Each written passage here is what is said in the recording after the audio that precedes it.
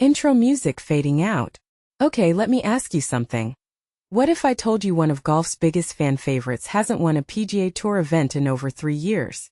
And what if that same guy is now this close to breaking that drought at a tournament where literally 10 players could still win? That's the wild situation we're looking at heading into the final day of the 2026 Rocket Classic. Let me break this down because trust me, there's way more going on here than just the leaderboard. Let's start with Rickie Fowler. The man's basically a walking highlight reel. He's got that flashy orange gear, the army of fans, and let's be real, he's been one of the most entertaining players of his generation. But here's the thing. His last win was back in 2023.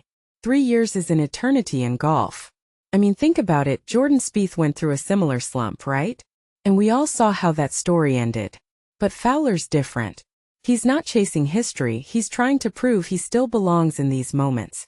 And honestly, that makes this storyline so much more compelling. Now here's where it gets wild. Fowler isn't even the only story here.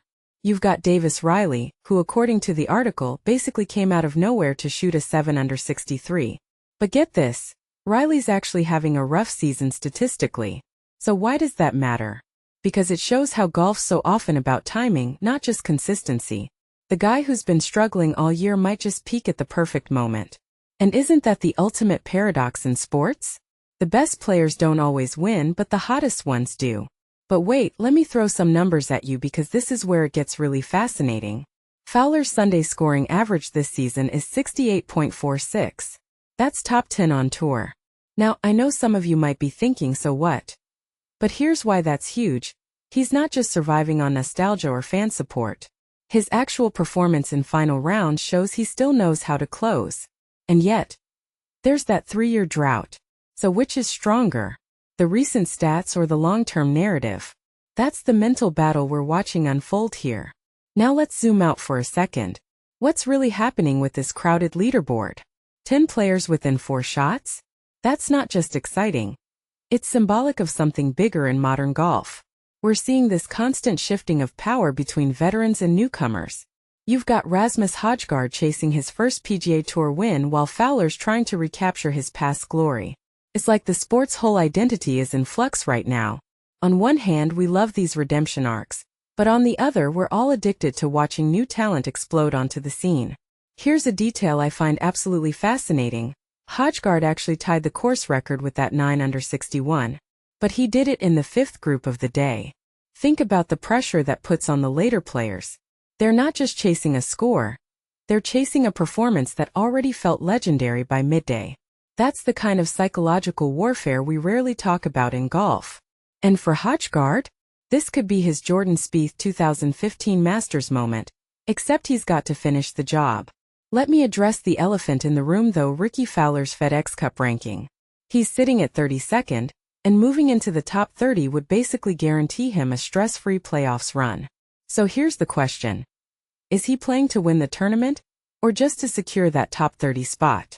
Because if you know golf politics, sometimes finishing comfortably in the standings can be just as valuable as a trophy. But then again, we're talking about Fowler here. The guy doesn't play it safe. He's built his whole career on bold moves and aggressive play. And what about the course itself? The article mentions it's been wonderfully renovated.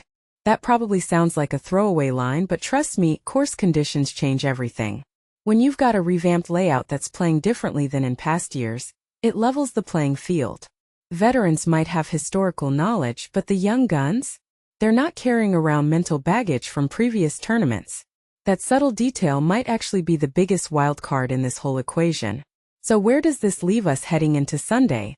Honestly, we're looking at a perfect storm of narratives. You've got Fowler's redemption arc, Højgaard's potential breakout, Riley's unexpected surge, and a whole bunch of other players who could steal the show. And you know what makes this even better? The fact that none of us can predict what'll happen. Because in golf, especially on a day like tomorrow, it's not just about skill. It's about who can handle the weight of expectations, history, and the pressure of those final holes. Outro music fades in. What do you think? Is Fowler finally gonna break that drought? Or will Højgaard shock the world with his first win? Drop your predictions in the comments because I honestly can't call this one. And hey, if you're loving this golf drama as much as I am, smash that like button and subscribe. We've got some epic content coming up on PGA Tour rivalries and comeback stories. See you in the next one.